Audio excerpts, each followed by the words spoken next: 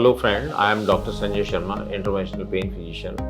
आज का जो मेरा टॉपिक है ट्राइजेमिनल न्यूरैल्जिया, क्या बीमारी होती है, इसके क्या लक्षण होते हैं और इसका क्या क्या ट्रीटमेंट होता है, medical treatment, surgical treatment, interventional pain medicine का ट्रीटमेंट, इन सब के बारे में डिस्कशन करेंगे। बेसिकली जो ट्राइजेमिनल न्यूरैल्जिया बीमारी है, इसमें हमारी एक नर्व होती है, 5th नंबर नर्व जिसे हम बोलते हैं ट्राइजेमिनल नर्व। इसके 3 पार्ट होते हैं, ऑप्थेल्मिक, मैक्सिलरी एंड मैंडिबुलर। तीनों डिवीजन, पहला पार्ट जाता है आँख की ऊपर का एरिया आता है, दूसरा पार्ट जो जाता है कि यहाँ से होता हुआ नाक के हिस्से में जाता है, ऊपर के जबड़े में जाता है, तीसरा पार्ट मैंडिबुलर होता है जो जबड़े के हिस्से में आता है। बेसिकली ये तीनों डिवीज़न में से ज़रूरी नहीं है कि ये तीनों एक साथ में आए, तीनों जगह एक साथ ही दर्द आए। कई बार मरीज़ को 2 जगह में भी आ सकता है, नाक में आ सकता है, जबड़े में आ सकता है, कई बार अकेली आँख में आ सकता है। तो इसका डिस्ट्रीब्यूशन डिपेंड करता है। तो उसको जब तक हम क्लिनिकली नहीं देखेंगे तब तक इसका पता नहीं लग सकता। तो ये जो प्रेजेंटेशन आता है, इसके अंदर से पेशेंट को आँखों में से आंसू आना, आँख का यदि इन्वॉल्वमेंट आता है, 1st नंबर का इन्वॉल्वमेंट आता है, तो दर्द होना, चुभन होना, जैसे कोई आग सी लग रही हो, इस टाइप का फीलिंग आना, प्रोबिंग सेंसेशन आना, बर्निंग सेंसेशन आना। इसी तरह से जब मैक्सिलरी डिवीज़न आता है तो नाक के अंदर से जैसे रुकावट आ जाना, नाक में सुआ सा घुस जाना, कोई पैनी शार्प चीज़ है वो अंदर जा रही है जो इसको काट रही है, ऐसा महसूस होना। तीसरा जो 3rd डिवीज़न आता है जिसे मैंडिबुलर डिवीज़न कहते हैं, उसमें पेशेंट को अक्सर दांत में दर्द आता है और हम इनिशियली जो भी पेशेंट होता है वो डेंटिस्ट के पास में जाता है, डेंटिस्ट उसको डायग्नोस करता है। समटाइम बहुत सारी इग्नोरेंस के अंदर से उसके कई सारे दांत भी निकाल दिए जाते हैं और वो समझता है मेरी दांत की समस्या है, जबकि वो बेसिकली ट्राइजेमिनल नर्व का जो न्यूरैल्जिया होता है उसका एक प्रेजेंटेशन होता है इसके अंदर से। तो दांत में जो दर्द आता है 90% केसेस में V3 जो ब्रांच होती है, मेरी जो प्रैक्टिस के अंदर से आया है वो इसी तरीके का प्रेजेंटेशन आता है। अब इसका जो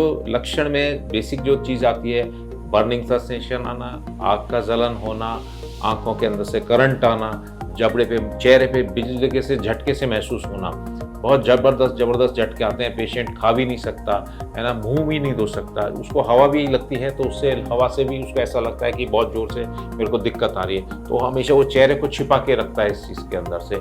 आंखों के अंदर से आता है तो उसके कंट्रोल में नहीं रहता, उस दर्द से बचने के लिए उसको कवर करता रहता है, हमेशा एक शैडो टाइप की इमेज आती है। अमूमन जो एक लेमैन की भाषा में कहें तो इस बीमारी को हम एक सुसाइडल डिजीज़ भी कहते हैं, क्योंकि पेशेंट दर्द इतना भयंकर होता है कि उसमें वो समटाइम्स ऐसे केसेस रिपोर्टेड हैं जहाँ सुसाइड भी हो गया है इस चीज़ के अंदर से। अब इस चीज़ के लिए जो समस्या का जो सही निर्धारण किया जाता है, बेसिकली न्यूरोलॉजिकली डिसऑर्डर है तो पहले हमें न्यूरोलॉजिस्ट के पास में जाना चाहिए।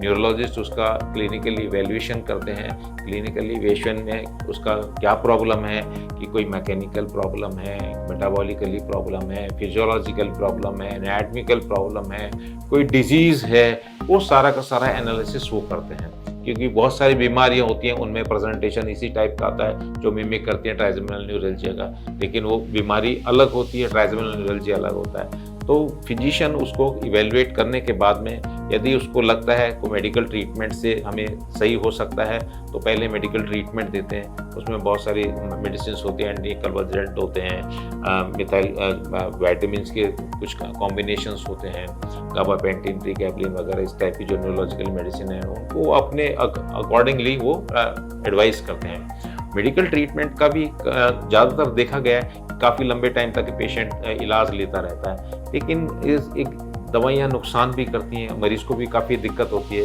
तो हमें एक डेफिनेटिव अप्रोच की तरफ चलना चाहिए।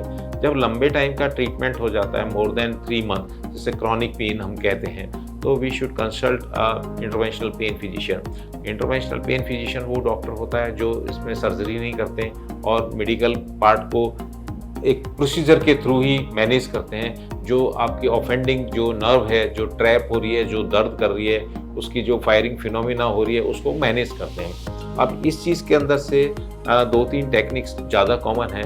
ग्लिसरॉल राइजोलाइसिस होता है जिसमें हमें पेशेंट को अंडर लोकल एनेस्थीसिया ही लेते हैं, फ्लोरोस्कोपिक सूट के अंदर से जाते हैं और पेशेंट को एक प्रोसीजर होता है, उस प्रोसीजर के अंदर से उस जो नर्व का पार्ट है उसको ट्रीट करते हैं। सेकेंड पार्ट आता है कि रेडियो फ्रिक्वेंसी एब्लेशन।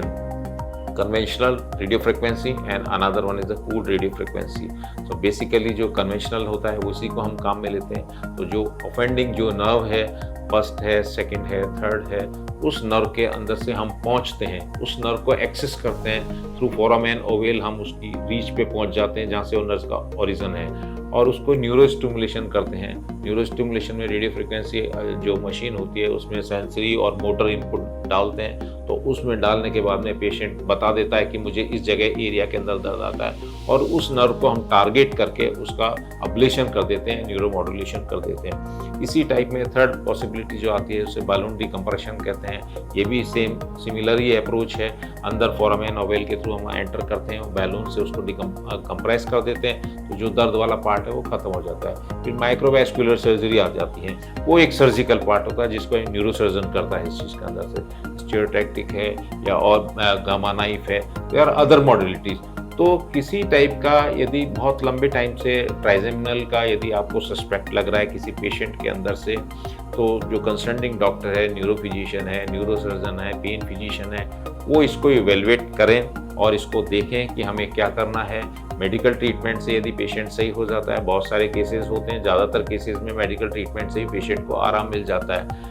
ऐसे पेशेंट जिनको मेडिकल ट्रीटमेंट से आराम नहीं मिलता, उनके लिए इंटरवेंशनल जो टेक्निक्स हैं, मिप्सी टेक्निक्स हैं, है ना, रेडियो फ्रिक्वेंसी, बैलून डिकम्प्रेशन, इस टाइप के जो प्रोसीजर्स हैं वो हम अडॉप्ट कर सकते हैं। थर्ड है, यदि इसके बावजूद भी यदि आपको आराम नहीं आ रहा है तो फिर एक सर्जिकल ऑप्शन ही हमारे पास में एक इलाज बचता है। तो मेरा कहना यही है, यदि इस टाइप का कोई भी प्रोसीजर हो, एक क्वालिफाइड डॉक्टर को हम कंसल्ट करें और इस तरह की चीज़ के लिए डेफिनेटिव अप्रोच को ही हम करें। अब मैं जो नेक्स्ट मेरा सेशन होगा इसमें कि इस पेशेंट इस टाइप के जो मरीज़ होते हैं, जो ट्राइजेमिनल न्यूरल्जिया के जो मरीज़ होते हैं, इनको हम रेडियो फ्रिक्वेंसी एब्लेशन टेक्निक से किस तरह करते हैं, ये मेरा सेकंड सीरीज़ के अंदर मैं आपको दिखाऊंगा। Thank you.